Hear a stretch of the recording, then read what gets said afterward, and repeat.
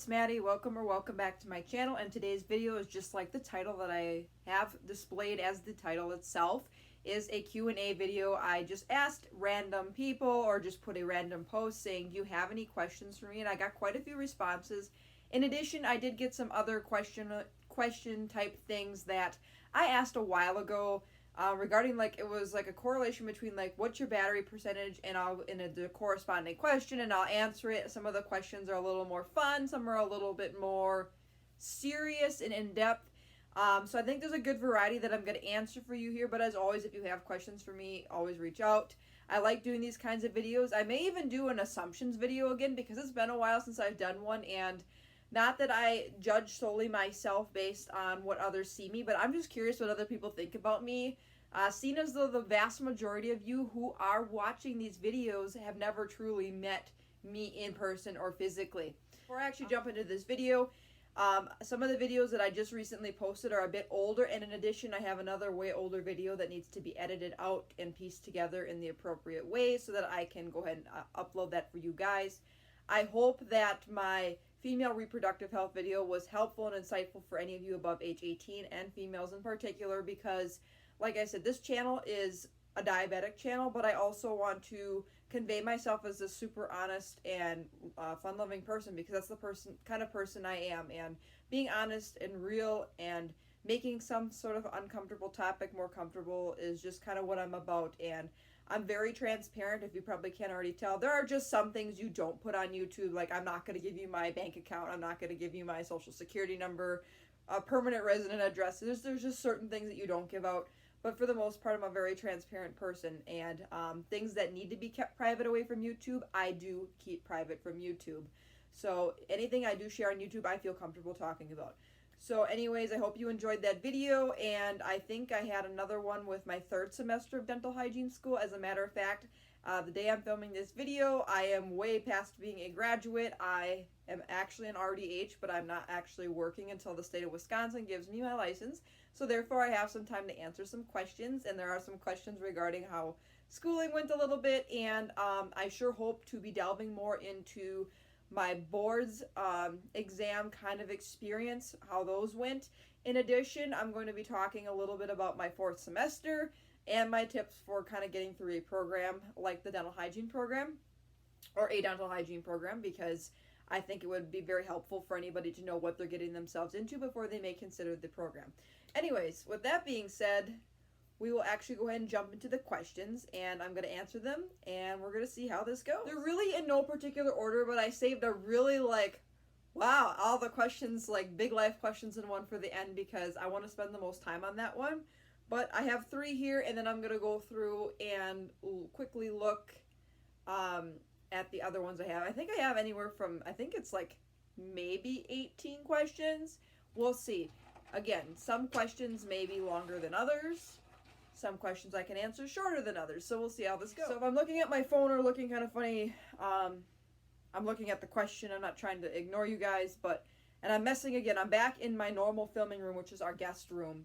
I got myself out of my bedroom. I just feel like I need something semi-plain until I can get myself arranged and organized. Anyways, question 1. Does diabetes in college get along well? I'm assuming you're meaning get along well as in management. I hope to be delving more into this after. I did do a college and diabetes video when I initially started, but a lot of things have changed since then. I switched to a different insulin pump. I had, when I had so many problems with the dash, I really kind of went through that burnout for a little bit, and it made things a little bit more difficult. But for the most part, I had a really good experience managing diabetes. 1, I attested to switching to a different insulin pump, but 2, it was really having a CGM was the biggest thing. And then number 3 is having supportive instructors and classmates. Now, I had a very kind of intimate, and not the sense of intimate as in sexual relations, intimate as in a very small group of people. The program itself wasn't super large, so I really got to see a lot of people, similar people, a lot of the same people on a regular basis. So they got to know me as diabetic, and I never had any major emergencies. I did kind of have one thing that happened before I left for college that made me 15 minutes late to one of my clinic sessions. Maybe I'll talk about that after. or talk about that in a future video if you want to hear that story. That was a real interesting story. But for the most part, it was pretty smooth sailing. I would say the best thing would be to have a CGM if you can have one. Have people know that you're diabetic, and talk to your teachers, talk to your professors, you know, whatever kind of administrative people you're going to be working with, and let them know that you're diabetic. I didn't have to really do too much beyond that. I was pretty much self-managing, but in the event that something major would happen, they need to know. And the biggest thing I would say is to give yourself grace. Now, I don't count my initial A1C as like a high A1. Of course, most people when they're diagnosed with diabetes, not necessarily the case if you catch it early on, but most people will be in that higher A1C range, like 12.7 was mine, you know, 11, 13, 10, you get the picture, right? Double digit A1C or a really high single digit. In my whole entire time I've been a diabetic, I've had my A1C above 7 one time, and it was in the middle of college, and my most recent A1C was like 7.0. It's kind of like staying steady, and I at the point now where if I have any more insulin producing cells, they're pretty much gone, and I've actually had to do another increase on all my basal rates, and I've seemed to be dropping my numbers again. I want to get back into the low to mid 6s and then upper 5s because as I'll talk about later, I want to keep myself as healthy as possible, so in the event I want kids, I don't have to sit and freak about keeping my blood sugars tight and all that different things. I found that really low carb options work really well for me too in college. But give yourself grace if you have like an A1C that's above 7. Like, don't freak out about it, or don't freak out about like if you're a little less time in range, and have fun. This is like the best parts of your life. I mean, it could be the best parts of your life as far as like enjoying yourself and being, you know, kind of learning about yourself. And so I would just say give yourself grace. There are going to be good days just like any other diabetes day, and they're going to be bad days. If you have added stress, or if you're tired, or you're not really feeling well, there's my kitty's tail. If you're not feeling the best, that can really play an impact on how college and managing diabetes is. But for the most part, I had a really good experience, and I think it starts with giving yourself grace and having people to know that you're diabetic. Like, that's a huge part of it. You can't hide it forever, okay? And I tried to hide it at first, like my first class, but that didn't cut it because basically I had my monitor out, and a teacher was like, "Oh, what's that?" And I'm like, "Oh, it's a continuous glucose monitor." And eyes got really big and said, "You're diabetic." I said, "Yes." So I couldn't hide it for long, and even though it was like, it wasn't even completely exposed like this, but it was more like a little something, and then they saw something that kind of looked like a piece of technology and was like, what's that? But anyways, you gotta kind of let yourself have fun, but you gotta be serious about your management, right? And again, I hope to be delving more into this after, but I sure hope this answered this question. I kind of went in all over the place, but I hope I hit the main points that you were kind of looking for. Question 2, really good one. What is it like to be finished with school? Well, what is it like to be out of school? That's a whole array of emotions, honestly. First, it's a relief because those 2 years were stress. To a degree I never thought I would have to endure. I mean, it wasn't like, oh my God, you're going to get bullets shot at your head, but it was a lot of work, especially since I had to find my own patients. I had to manage lecture, clinical, patient recruitment, of course, and then I have diabetes on top of that, so it was, it was like a relief. But also I have this sense of bittersweet, because bittersweet sense of like, oh my gosh, we're never really going to see each other as frequently as we did again, but we hope to kind of do reunions and kind of stay on top of things, just because I had a really good group of girls. And of course you're going to miss the instructors, because they kind of led and guide you to the person you are today as a hygienist. And it's just kind of crazy to think that like I'm done. But I'm not going to stop here with my education. Now I have an Associate of Applied Science in Dental Hygiene. You can do bachelor's and master's, and I kind of want to do them only just to give myself more of an option in the event that clinical hygiene is something that won't work for me, especially as if it's a family life thing, or heaven forbid health goes downhill or something crazy like that. But I absolutely love clinical hygiene a lot.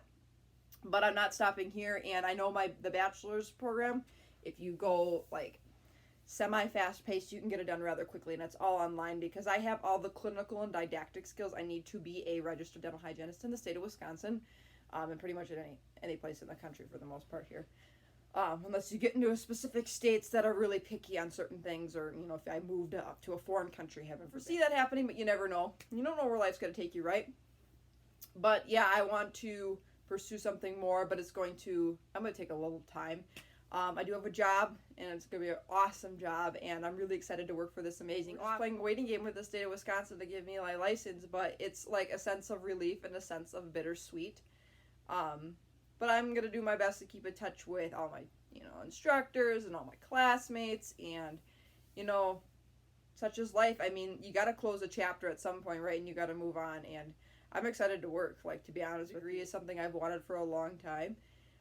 And this is a program that's very hard to get into, at least in my area, and the fact that I did it and did well, and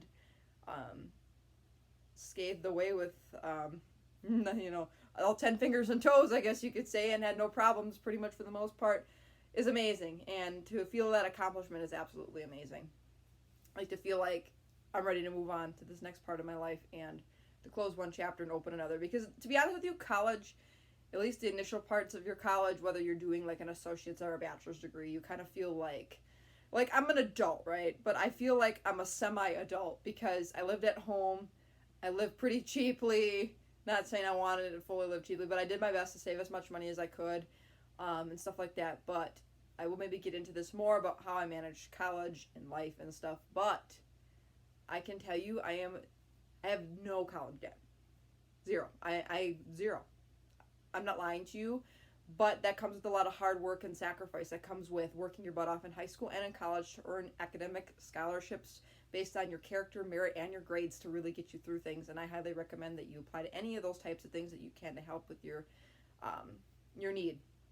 You progress, at least financial aid-wise, I recommend applying for it, and I did as well. And thankfully, the little tiny bits that I had remaining, like, you know, handfuls of hundreds of dollars. I won't get into exact numbers, or I can't even think of the exact numbers off the top of my head, but I had, like, you know, every semester it was like an additional, okay, where's this $500 coming from? Well, if you, income-wise, based upon your parents' income and your income and just, you know, how well your grades are and stuff, they will offer you grants, which you don't have to pay back. And I used my remaining college tuition and books and stuff was paid off by grants. And those you don't have to pay off. Loans you do. I don't have any loans. I don't have any debt. So that's the whole thing on school. I hope that kind of answers this question. I know, again, I kind of hit, you know, the two main points of being, like, relieved and bittersweet, but then I kind of delved in a little bit more beyond that. So I hope that answers your question, which I actually think I got in a couple of different responses, is why did I start my YouTube channel? And I've answered this question in multiple different ways, multiple different stages of my life. I'll kind of give you an initial why I started and now what I'm going to continue to do as I move on in my life. So I initially started this channel 3 years ago. It was October of 2018 is when I believe I first posted my first video, and at that time I was only 3.5 months into being diagnosed with type 1 diabetes, and I really made this channel, and it will still always be a diabetic channel. I still got tons of videos. I want to talk to you about this crazy awesome insulin pump that has basically saved my butt since switching. It will always remain a diabetic YouTube channel, and I want this to be a safe space for any diabetic to feel comfortable coming here and expressing things and sharing things. But then for me, this is also a documentary of my life. Like, I share things beyond just diabetes. I always say diabetes plus more, because I don't want type 1 diabetes as a part of me. It is not the whole story. Obviously, I'm a dental hygienist at this point, and I want to document other things. This is kind of like a memory book. You know, people who scrapbook or do other things to kind of commemorate their life events. This is kind of like a scrapbook for me. And I found that more and more I go, the more and more I feel more comfortable sharing different things. And I kind of want this to be a safe space on the internet for anybody of any age to come here and talk, because I know I have a lot of viewers that are younger. I also have a lot of older viewers. And you're old, but you're older than me, okay? I'm 22, almost 23. And I have a lot of people my age, that male and female, that would just need a safe space to come and talk, ask me real questions. And I want to portray to the world that this is what honesty and reality looks like. Anything I tell you is truth. Nothing I'm going to tell you is a big lie, okay? I will never, ever lie to you about anything in my life. Are there some things, like I said, that I will keep private? Absolutely. Like I said, bank account, you know. I'm thinking of silly things off the top of my head that I would never tell you. Oh, here's my checkbook. Look at my bank account number, kind of thing. But anyway, to be a safe space for any diabetic and also any person to come and chat, because I know how some people, not pointing fingers, but I know how some people and some social media outlets can portray people as different people than what they are. I will tell you, if you met me in real person to what you're meeting me on here now, my values and beliefs and ideas, thoughts, opinions, what I know is all still the same. Like, I am conveying myself from here to camera to you guys, and I would act and behave in the same way as if you saw me. Now, it doesn't mean I'm not a perfect person and I make mistakes. Yeah, of course. I will be the first to admit to you, I'm not perfect. Hands down, not perfect. Nobody's perfect. But I want to share my life in a real way to show, like, hey, this is real life. Like, life's not always easy, and I've shared some of my more difficult parts of my life too, as well as life can also be joyous and celebrating any little thing that you go through. Something as simple as, you know, for me, graduating college and getting a job to somebody right now might be like, oh my God, well, that's weird. But it's a huge momentous part of my life, and I want to share that with you. As well as, like, when my insulin pump was not doing well for me, and I cried on YouTube. Like, okay, that's a downside. That was a downhill, gosh, say this the right way, Maddie. That was a part of my life that was more of on the downhill slide, where it was just not a good time in my life. I was not in a good, like, you know, mentally was not in a good place, just managing diabetes, or just not feeling it, or feeling like I was at rock bottom.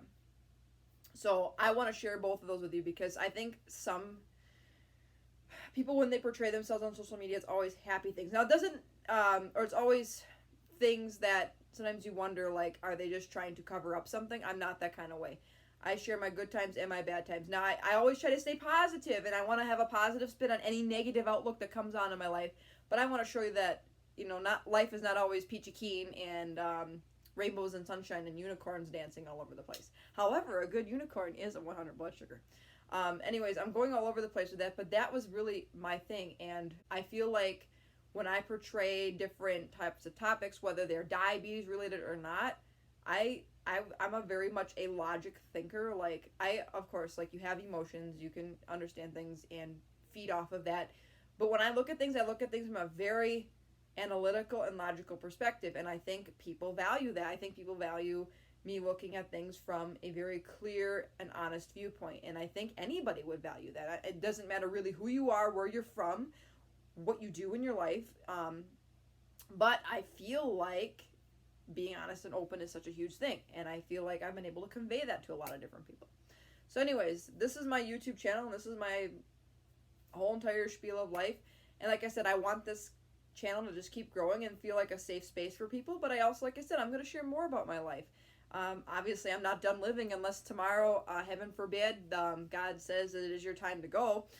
I mean, you don't know, right? You live one day at a time, and also I'm faith-based, right? There's another thing I can add.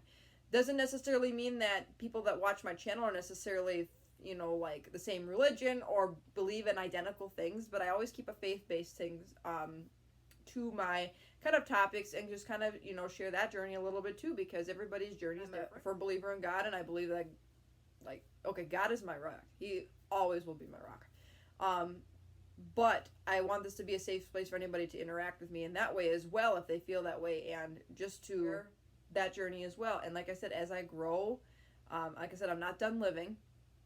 You know, there might be other things coming on this channel. I honestly, if and when the time is appropriate for me to start a family, we'll get into that a little later, I would love to document that for you guys, especially since it's going to be unique for me because I'm a type 1 diabetic, right? And relationships are kind of a different thing. How you kind of go about different things is a different thing. Maybe all those other fun things will come into place. So, like I said, this is kind of a learn and grow thing, and I'm kind of I'm a jack of all trades. But I don't want to call myself a jack of all trades, but I kind of like to do a little bit of everything on this YouTube channel. Although my sole base for this channel will always be type 1 diabetes, just because that is a reason why I opened up to about living with an autoimmune disease. So this was and again, I'm getting pretty long-winded, so I hope you're enjoying these videos, enjoying my answers to these questions. I'll probably have to cut some different things out because I'm probably going to go 10,000 different directions at once, but I want to make sure I'm hitting every point that I need to, and hopefully my editing and cutting things out and making things kind of go together, I hope it's smooth. because I've had a lot of interruptions, especially from my cat, and my phone's beeping, even though I have it on silent, and I don't know what's going on. Anyways, such is life. I hope that answers that question, and I'm going to go ahead and pull up the remaining battery questions, which, like battery percentage questions, like give me your battery percent and ask me a question. And hopefully some of those will be a little shorter, then I'll finish off the end with some of my more in-depth questions, because there was like a multifaceted kind of thing with it. 98% was the first value that I have, so 98% battery on this person's phone at the particular time is, am I important to you? Absolutely, because I know exactly who you are. Emma, you are very, very important to me, and as all are my viewers. Emma is a sweetheart. I don't know how often she gets on YouTube, but Emma is a type 1 diabetic, and I always call her a type 1 diabetic Ray of Sunshine just because of how sweet she is. But I love interacting with her. She's super sweet, super kind, always friendly. I love everything that she puts on her social media just because it's always happy and positive. And I think that's what we all should look up to, is something happy and positive, as I do try to be that way as well. So yes, Emma, you are very important to me, as are all my viewers. I value each and every single one of you, and I'm going to just tell you this right now. If no one tells you today that you're beautiful and you're liked and you're loved, you got it from me, okay? That's the kind of person I am. Y'all should feel valued and loved and appreciated on this YouTube channel. On this YouTube channel. What is going on with me today? Today is Monday. That would explain why everything is mumbo jumbo. Random fact, I would really like to know where this bruise came from. Y'all, like, I have my ring light kind of set out of angle, but holy smokes. Do you guys see that massive bruise on my wrist? Like, I don't know where it came from. Anyways, back on track. Next battery percentage I have here is 44%, which on this it says, do you have any regrets? Ooh! What do you mean, like, regrets? I try to live my life with no regrets. Ooh. This is tough because this is something I want to talk about, but at the same time, I don't know if I'm comfortable sharing this. Do I have any regrets? Oh,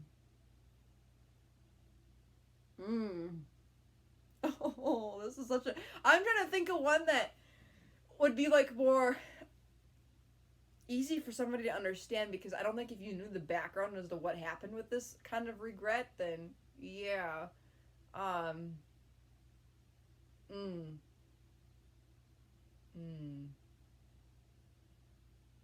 Trying to think. It's nothing, like, promiscuous or inappropriate, but I'm just trying to find, like, something like, oh, I really wish I didn't do that kind of thing. Anything obvious that I wish I wouldn't have done in my life? I regret some of the ways that maybe, you know, as you grow up and you're not a perfect person, I kind of regret some of the ways that, I don't know, misbehaved or something, or, like, talked and stuff like that. But do I regret anything major? Like, no.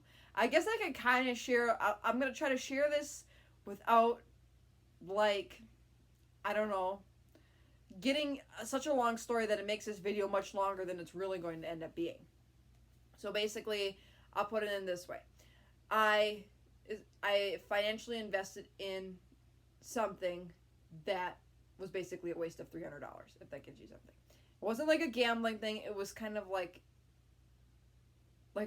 if you would have been able to do well with it, you would have done fine, but I basically just threw $300 out the door. I guess I do regret doing that. However, I don't regret some of the people I met through that, and I don't know, because of it, I got to go to Kentucky. So, I mean, like I said, I don't want to tell you exactly what it was, because it would probably make this video much longer and kind of complicate things as to how it ended up being that way. But basically, I invested $300 in something that... Why? And this was long before I was diabetic, and it's like, okay, $300 out the door for what? Basically, pretty much minimally nothing. Wasn't completely nothing. I did learn some things. I did get some things out of it, and like I said, I do have a couple close friends from this whole thing. But do I regret it? Yeah, because I basically threw $300 at the door, and it really didn't give me much in return. Not monetarily, you know, it just didn't suit me either. It was, I don't know where to go with this story. Anyways, that's like the most major regret I can think of. I think I could highly regret is I highly regret not wearing sunscreen in 6th grade and going out in a complete field day and turning into a lobster. I mean, to this day, I still kind of think about, am I going to get cancer from that? I guess it's a regret, right? Like, yeah. I also could say I regret not getting help sooner for type 1 diabetes. Like, I let that go so long and it could have killed me. But at that point, you really don't know. So I guess, again, that's advocation. But those are the few regrets that I really can think of. I don't regret the schooling I chose. I don't regret really anything major. And like I said, I'm not a perfect person. There have been some things that I've said that I'm like, to people as I've grown, and we all say things goofy to our parents or somebody in our family, or, you know, something kind of strange comes out to a friend, or you might say something and it comes out funny. I'm actually a really good one for doing that, where I'll say something and I'm like, person's looking at me like, and I'm like, I didn't mean for that to come out that way. Please, please, please, please, please. But I definitely have, you know, made mistakes as a young child or as a teenager, adolescent. Like, why in the heck did I just talk to so-and-so that way? Like, it wasn't exactly the best way to talk to them, and it wasn't, you know, very nice. It wasn't respectful, you know. Sure, that kind of stuff I don't regret either. But as far as major regrets, like, like, if you've seen the commercial where, like, the guy gets a tattoo and it says no regrets, like, I don't regret, like, you know, getting a tattoo or something like that. But I kind of regret not taking one of the advanced science classes in high school, because I think it would have been a really good learning experience. But I don't know. I mean, maybe it wouldn't have fit with my schedule anyway, but there was a couple of classes in high school I'm like, should I have taken that? Should I have applied to take it? No, I didn't. At this point, it doesn't really matter. 6%. Which is, have you ever been disappointed in yourself? Yes! Who hasn't been? And I think, again, those kind of tie with regrets. Like, you get this, you're disgusted, you're guilty, you're disappointed when something doesn't go right. You know, like, or something doesn't pan out the way you want it to. I'm also disappointed in myself for the way, I mean, I guess as a teenager you have all these, like, raging hormones anyway. But I definitely beat myself up for just physical looks more than I did for the beauty of my personality. I called myself all kinds of nasty names when I was younger. Like, you know, you're ugly, you're fat, you're this, you're that, you know, nobody likes you kind of thing. I definitely am disappointed in doing that to myself, because now all I value is self-love, and it's kind of, I think it's kind of a thing as you grow up and as you get older, but, like, I'm disappointed for telling myself that kind of stuff, because none of those things are true. Like, I am not stupid, I'm not ugly, I'm not fat. I mean, some people wouldn't believe how much I weigh, but I'm not fat. I mean, I'm 5'7" and 159 pounds, and some people were like, you don't even look like you're that. So, but I mean, to some people on number, you're fat. But no, you know, even if you're a little overweight, whatever, body doesn't matter. Like, it's your body, your choice, you know, whatever, you know, your choice to live the life you want, the way you want to live your life. I don't want to get, like, too in depth in that kind of stuff, but disappointed in myself in that way, yes. Again, it's kind of like the regrets thing. I regret and I'm disappointed in the way, like, as a young kid, like, but that's part of learning, I guess. I'm not trying to justify not being respectful to said people and, you know, friends, family, whatever, whomever, but it's a learning experience, but you can still be disappointed, and that's part of being human. Part of being human is understanding what you did wrong, learning from your mistakes, feeling the guilt, having forgiveness, and moving on with your life. Okay, does that make sense? So I hope this answered this question. Again, those two kind of tied together, but I'm actually really glad that that question was asked. 97. Free question. So, I don't know. Should I make up what kind of things do you guys want to know? I mean, like, I'm answering a lot of, like, life's biggest questions, but, like, do I have a free question? Like, if somebody want to know, is there anything else I'm passionate about beyond, like, dentistry and YouTube? Yes. I am part of the American Legion Auxiliary in my local area, and I love supporting the veterans. It's, like, a thing I've gotten passionate about. I actually just changed roles. I'm now a historian, so I get to kind of learn all about that. So that's a lot of fun. And yes, I do tons of artwork on the side. And a lot of people would say like, "Oh my God, you're Pablo Picasso." I'm not Pablo Picasso. I'm good. I'll be first a minute. I'm a good artist, but I'm not perfect, and I wouldn't say I'm like some sort of master that could literally make thousands of dollars. But maybe I should showcase my artwork. But anyways, there you go. Random snippet. Quick question. Now you know a little bit more about me, if you didn't already know those things. Do I have nightmares?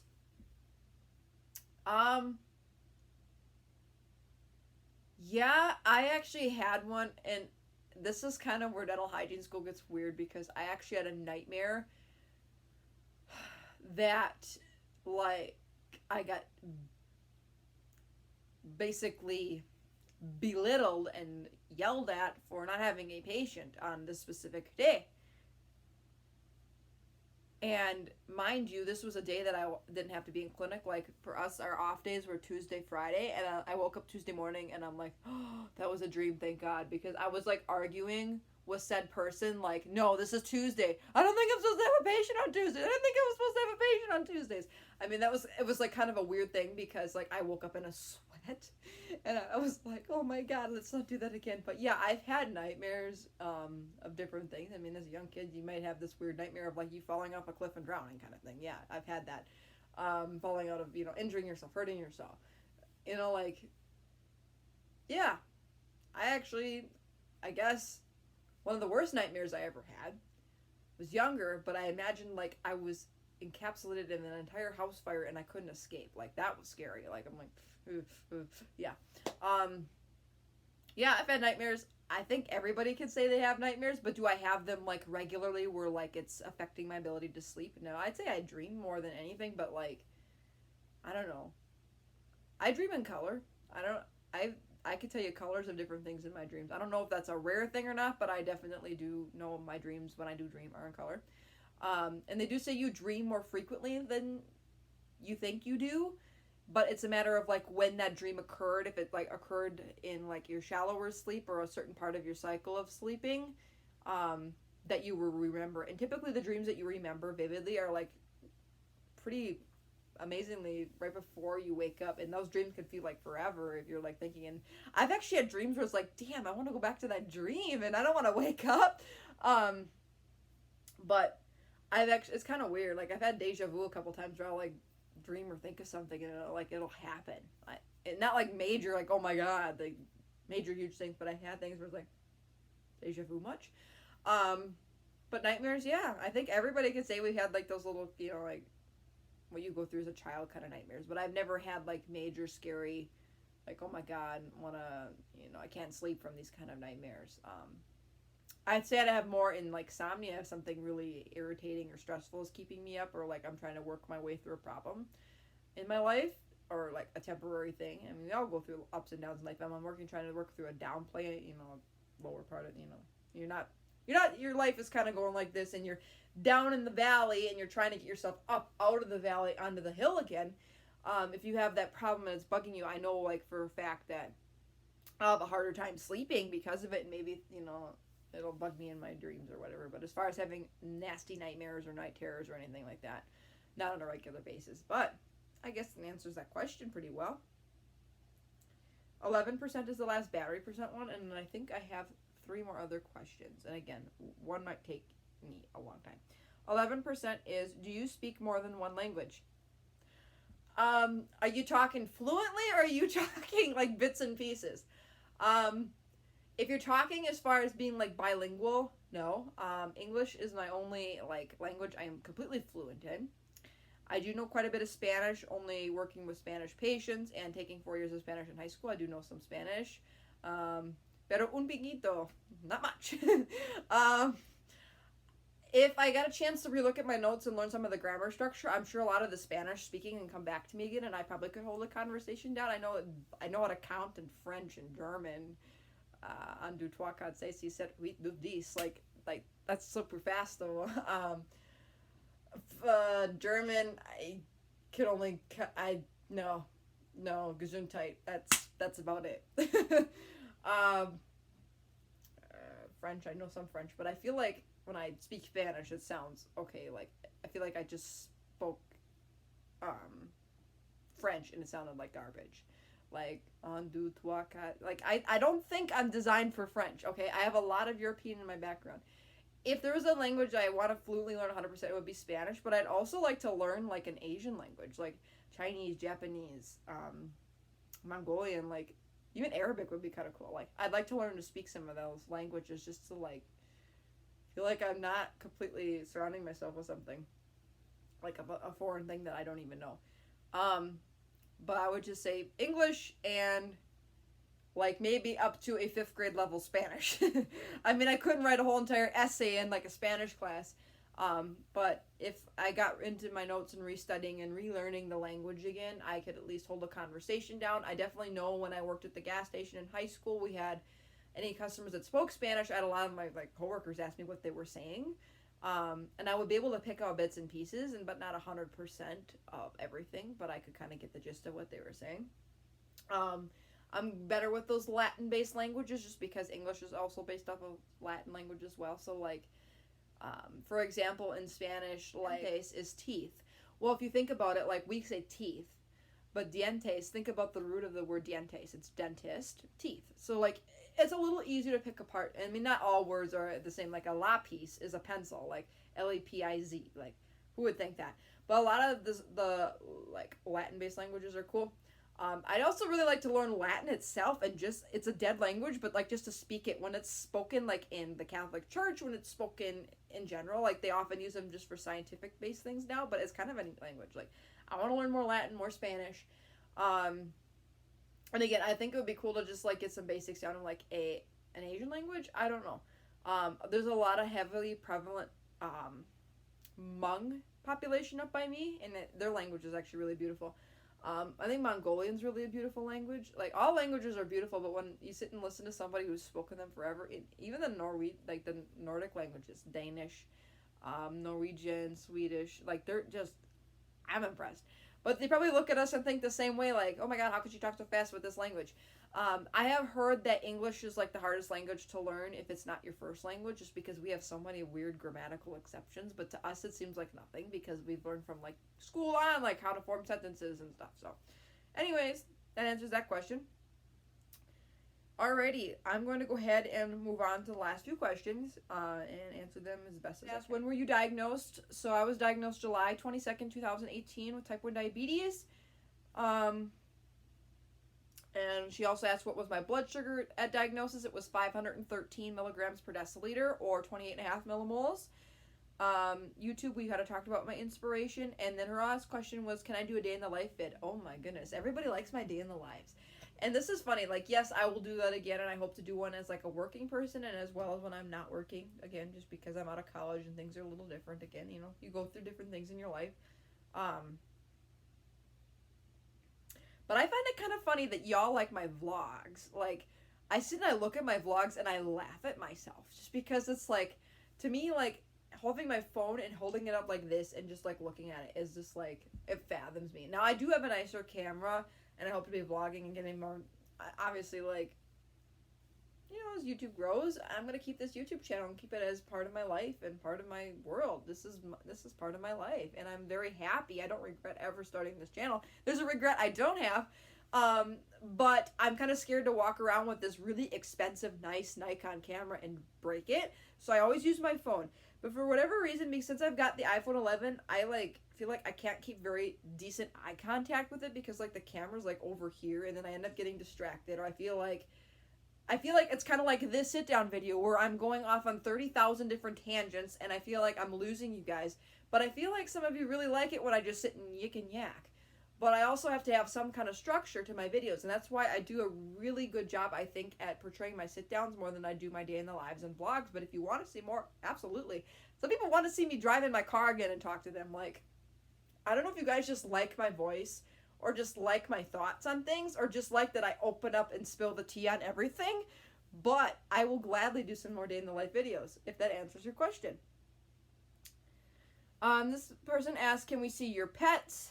Well, you kind of saw the tail of one, but I think they're looking at future videos. Yes, I can incorporate Susie, Sam, and Tinkerbell back into the videos. Any tooth whitening tips that really work? Oh, this is a dental question. I have personally whitened my teeth, not professionally, but I've whitened my teeth multiple times. Teeth whitening tips. First thing I'm going to tell you is just don't, if you can avoid it, minimalize coffee and wine, because those things will stain the crap out of your teeth. Now, some of you would say, do I have nice white teeth? I'd say so. I mean, in my opinion, they're a little on the yellow side. I don't recommend like charcoal toothpaste because I feel like it's really abrasive on the enamel.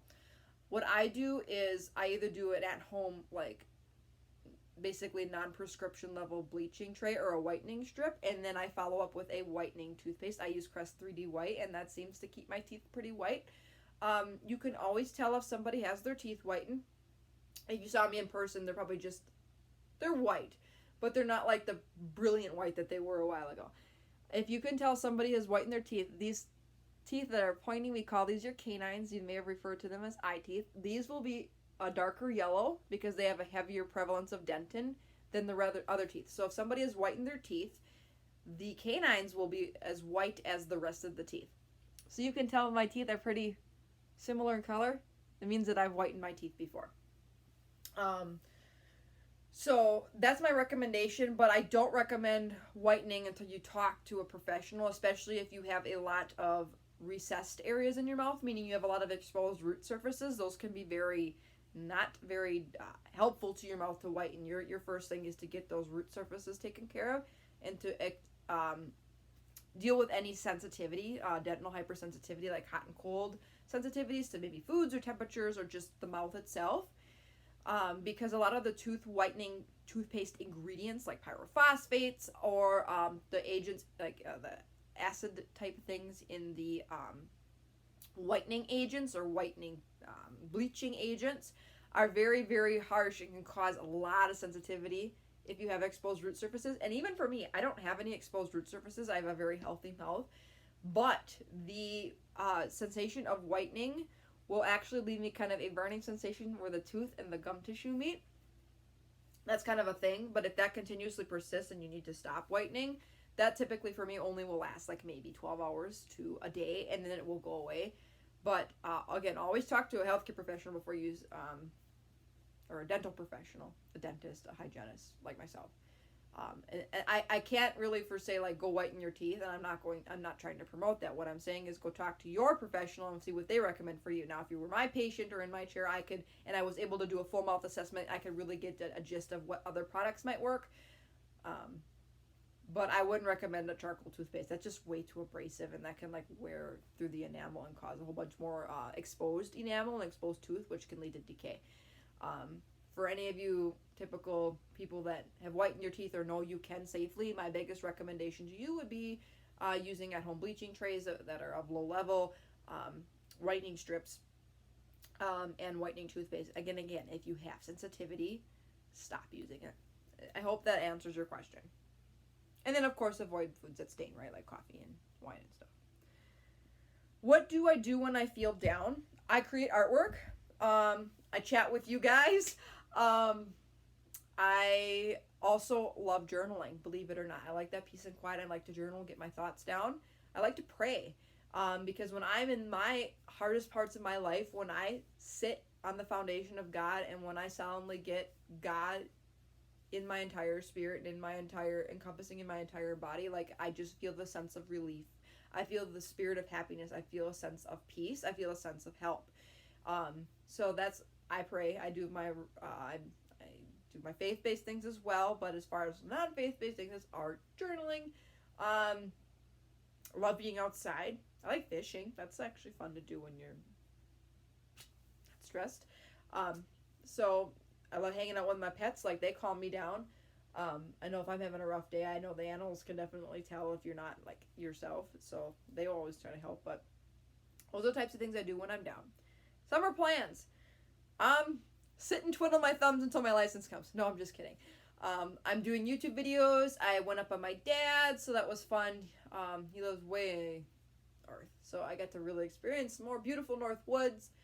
I hope to take a trip across my state, to the other side. Like, I live on the eastern side of Wisconsin, and I've never really explored the western side, and I kind of want to just take a trip out there and just see what happens. I hope to spend some more time with family.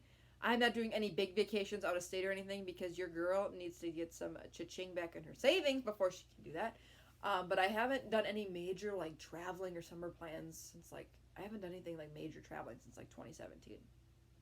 But I'm hoping as I get established here, like I'd love to if I had to do some if I had to pick one area this summer I'd love to go to, I'd love to go just go to Mount Rushmore, like outside of anything, because it's not that far for me to drive there, but it would also be something cool that I haven't seen.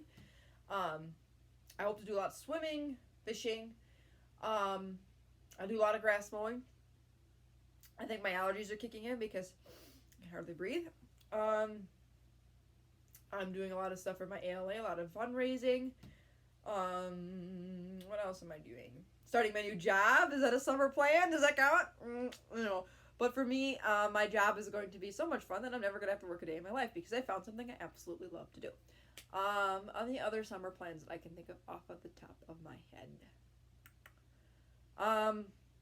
I don't know, maybe once I get some more cha-ching in my savings, I'd like to do some kind of like touch-ups in my room, maybe some touch-ups in my bathroom, like, you know, just little things, right, little projects. That probably won't be probably more towards the end of summer. What else? Works when 4th of July comes. See, and that's the thing is, like, I'm so simple. Like, I can't even think of something like that. Which is just a simple-minded way of looking at that, but okay. Here's the spill the tea on everything that you this is like, wow. I'm honored that you want to know all this. This is cool. Anyways, so I just graduated and have a career lined up. Yes, I already have that. What's my next game of... Whoa, Jesus, I can't read. What's next in the game of life for you? Marriage, kids, house, car, travel, retirement. All right, let's start.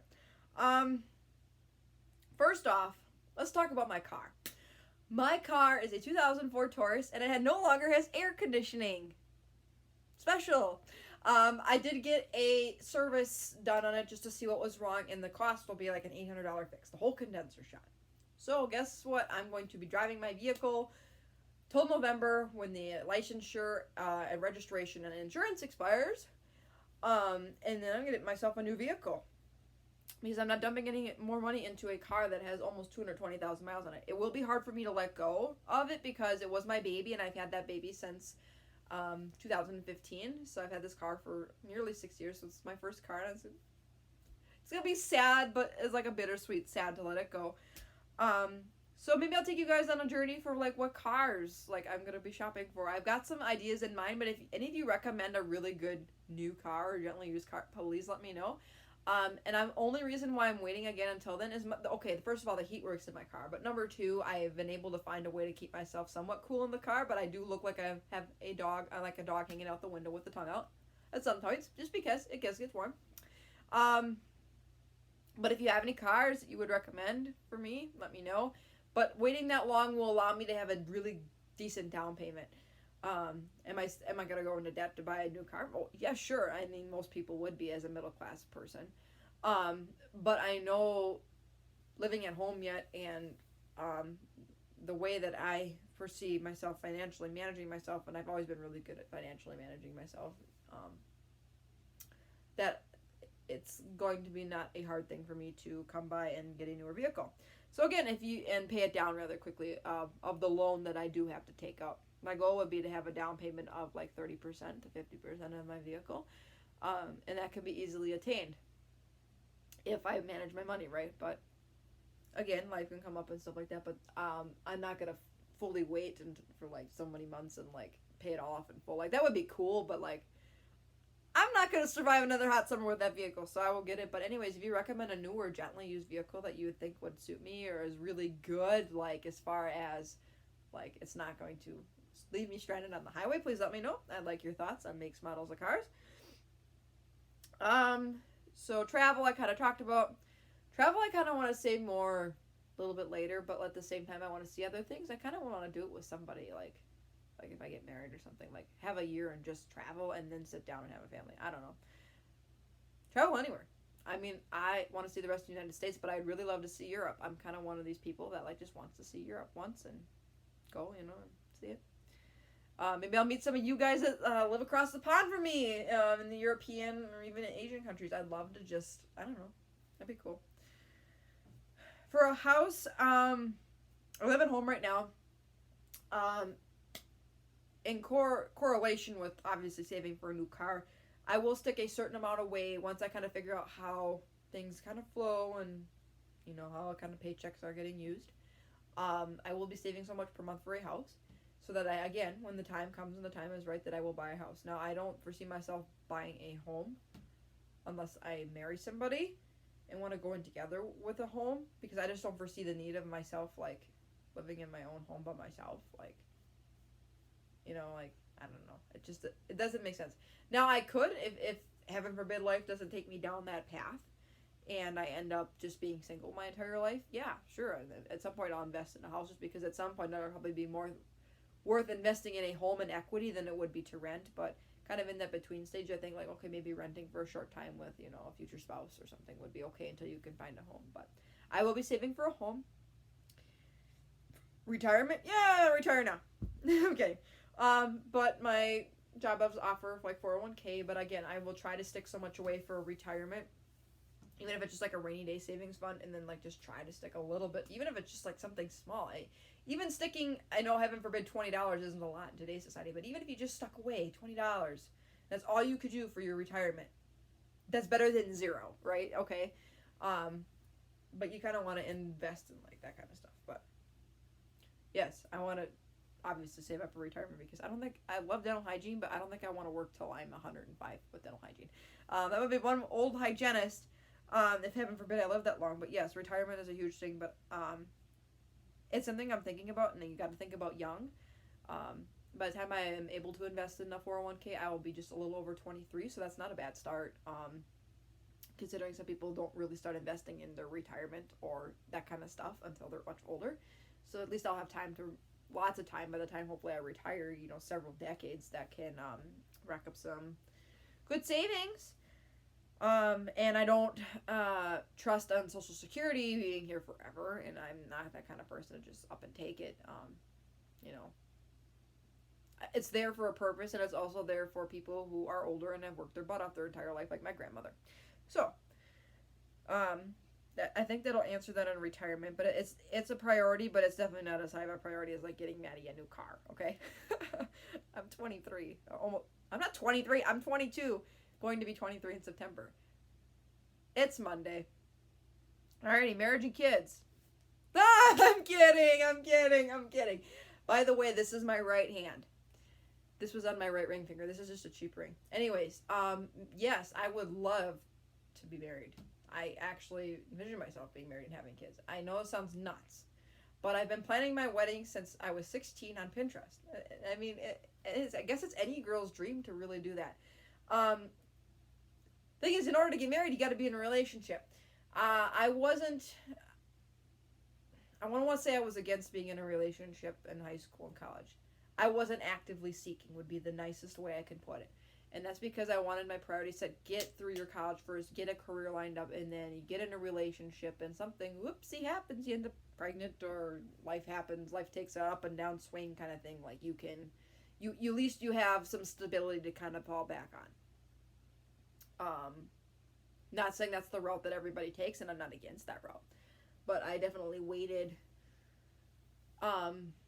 until I knew for a fact that I could at least have some stability. Now, everybody's definition of stability in life and everybody's definition of where their life goals are different, but for me personally, that's what worked well for me. And I'm 22, I'm young, I still have time.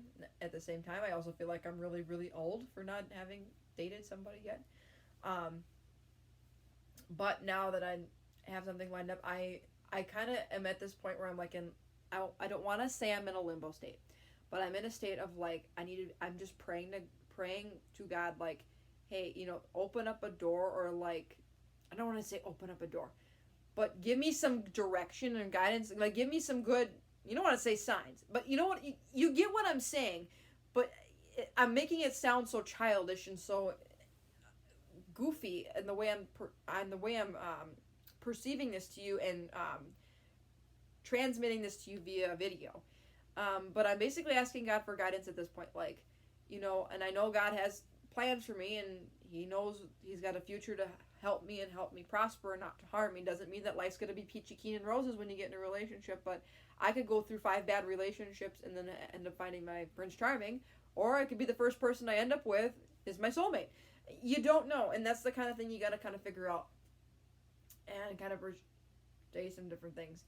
First off, though, the person that I will end up with will, if I have any bad insights that they may not be respectful or understanding of type 1 diabetes, they will not be a part of my life. And it's not because they're a bad person, it's because I need somebody to accept me for who I am, and that means accepting diabetes as part of that, and understanding to look more than just past that disease, that I am this wonderful human being that is capable of loving and being loved, and deserves the best. Just because I have a faulty pancreas doesn't mean I don't deserve somebody who's, respectful and nice and all that stuff. So, boy, oh boy, we're getting into some deep stuff here, aren't we? How am I gonna word this? So, I actually have been asked out multiple times by a couple different people. And they're not bad people. I'm not trying to put them down as bad people. But when I had the gut instinct of, like, they would not be the right person for me, doesn't mean that they're not deserving of having the person of their dreams. But deep down inside, like, when they were, like, the way they were talking to me and stuff, like, it wouldn't have been, like, healthy for me. Like, it would have maybe been good for them, but not healthy for me. And one said person is, again, I don't want to judge people, but said person, all they would have wanted to do was sleep with me. And I'm like, I thank you. You find my body very attractive, but no, like, I want more than that. Can that be very much a part of a relationship and a marriage? Absolutely. Like, it's human nature. But for me, a relationship is much more than just that. It's much more than having sex. Okay. It's much more than just getting done and doing that kind of stuff. You want somebody that you can live lifelong with, grow together, go through the bad times together, share things together. Like, that's the kind of, you want, have a family together. I mean, that's part of the whole sex thing, I guess. But I mean, there's more than to a relationship than just that. And I know that said person, they're not a bad person, but I'm not fully just looking for that. And to be talked to that way, and the way that they were trying to get me to be in a relationship with them, was just not healthy. And again, these were a long time ago. I probably was 19, 18, 20 when said people were asking me these things. And I just wasn't comfortable. First of all, I wasn't comfortable with being in a relationship at that point. But number two, it really wasn't the ideal kind of person I'm looking for in a relationship. So, yeah, I definitely would, kids, absolutely want kids. But again, if that doesn't happen, it doesn't happen. You don't know where life's going to take you. You can sit and think one thing, and God will throw something else at you the next. Not saying that's a bad thing. It's a path that everybody's life is different, and I'm just trusting God to just lead that path right now, and just give me something that'll kind of open the door here. I keep getting teased by people like, oh, maybe you're going to end up meeting a patient, and you're going to get married and fall in love, and I'm like, the first thing that goes through my head is, as goofy as it sounds as a hygienist, I mean, this is a hygienist perspective, is like, they better have the cleanest teeth on planet Earth for me to kiss them. No, but anyway, I look more of not just physical looks. I'm like, what's in the soul, right? I want somebody like me who is down to earth, based and uprooted in good morals, good faith, wants to respect me as a person and respect not me not only physically but as an emotionally as a person too as well. You want to get that person you can just share, and you got to have some similarities, but you can also have your differences.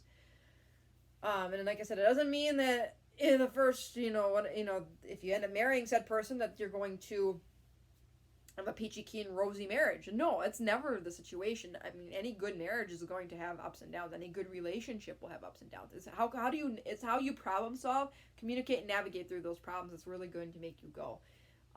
And you can't just up and give up. You can't just be like, oh, we're going through a rough patch, whatever kind of rough patch. I mean, maybe it's a financial rough patch. It doesn't mean that you can't stay together. And that's when you really get tested. And I believe there's a fish in a sea for everybody. You know, kind of funny on this situation is I had somebody about 2 years ago. The way, like, you know, I have friends that are girls, and I found it kind of funny that this person just blatantly came up to me and asked me if I was a lesbian. The answer to that question is no. I'm very much heterosexual and attracted to men. But am I against anybody who is attracted to the same sex or has other ideas about what they want in a relationship? Absolutely not. But I was it kind of like shocked me that they asked me this question, but at the same time I'm kind of like, oh, never put two and two together that said person, because I never dated anybody, you know, at age 20, or never kissed a guy, like, oh, are you this? No, that doesn't necessarily mean anything. And she's lucky she didn't say it to the wrong person, because I think if somebody else would have gotten asked that question, they may have taken it the wrong way and really done some, they have it turned out into a nice spitting match. But I just calmly said no.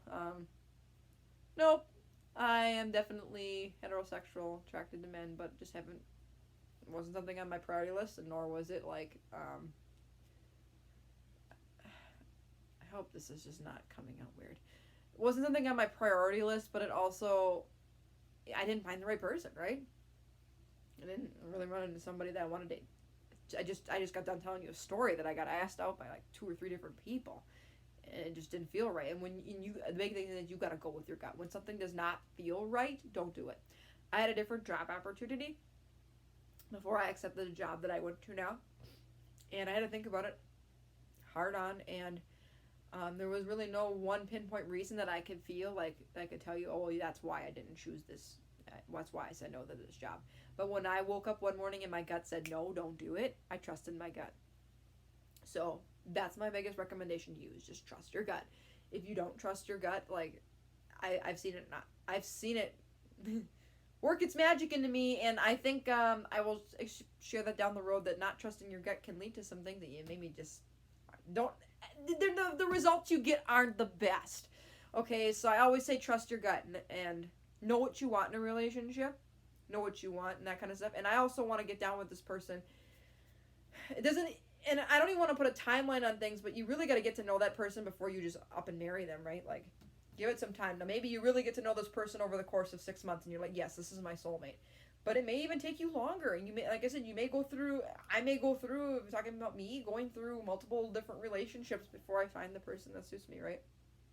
But it's knowing what you want and having those serious questions down, like, you know, if they're really not aligning with, like, goals in life, or, you know, settling down and having a family, if that's what you want, or doing this or doing that. If nothing is really, like, you gotta have the friendship, but if, you know, the romance, the chemistry, people would say there's only one side to, you know, one thing that makes a good, no, there's multiple things. If what your goals in our life aren't lining up, if the romance, the chemistry, the anything is not there, you know, it's so multifaceted. It's not just chemistry and physical attraction, it's a whole bunch of other things.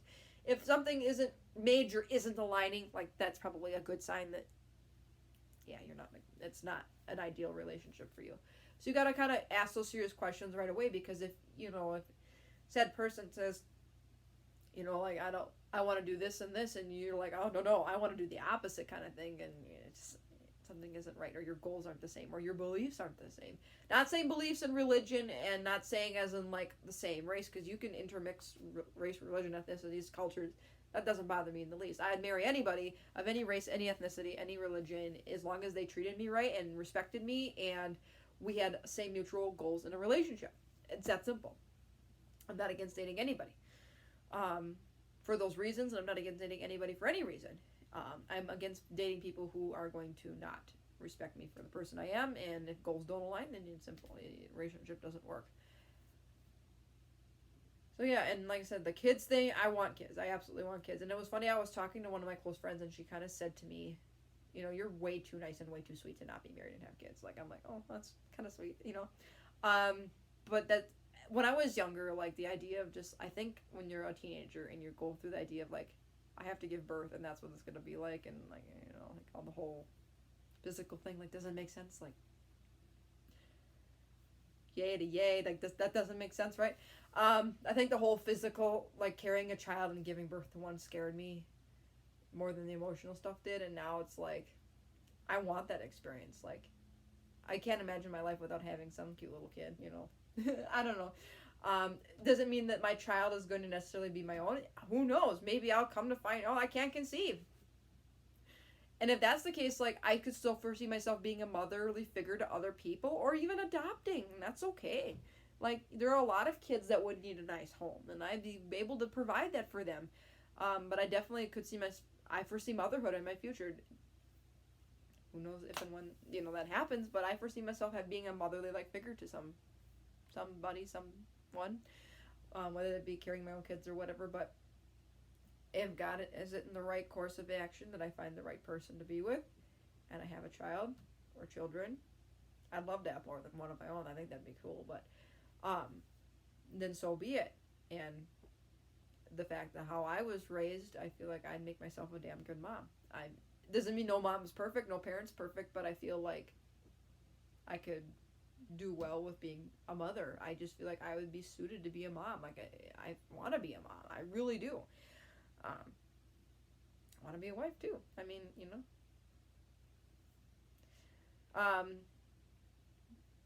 So we'll see what happens. Keep you guys updated on how that whole thing is going, I guess. But yeah, that's my scoop on life and kids and everything. And I hope this video was enjoyable, even though it was a lot of information just thrown at you at once. Some prayers would be appreciated that the state gets their butt in gear to get my license, and same for my other classmates. We're all kind of in this limbo. I've been going in and like doing shadowing and training and doing some cross-training things and stuff that I can't do. Till I patiently can wait for my license, but at the same time, it's like, by the time you give me my license, I ain't gonna know how to clean teeth. No, I'm kidding. But I feel like I'm gonna pick up my instrument and I'm gonna be like, how do I clean teeth? But anyways, I hope you guys enjoyed this video and this answered your questions. If you guys enjoyed this video, give it a big thumbs up. Feel free to hit that subscribe button. I post as often as I can. Please look forward to more videos. And again, as things change and progress in my life, I'll keep you guys updated. I love doing these types of things. I love being raw, real, and honest with you. So anyways, I'm going to end this video because it's like at least an hour long. Until next time, for another video, take care, God bless, be kind, spread positivity, and be thankful. And again, I love you all from the bottom of my heart, and continue to have this channel be a channel of positivity and a safe space for any of you. So I will see you guys in my next video. Bye, everyone.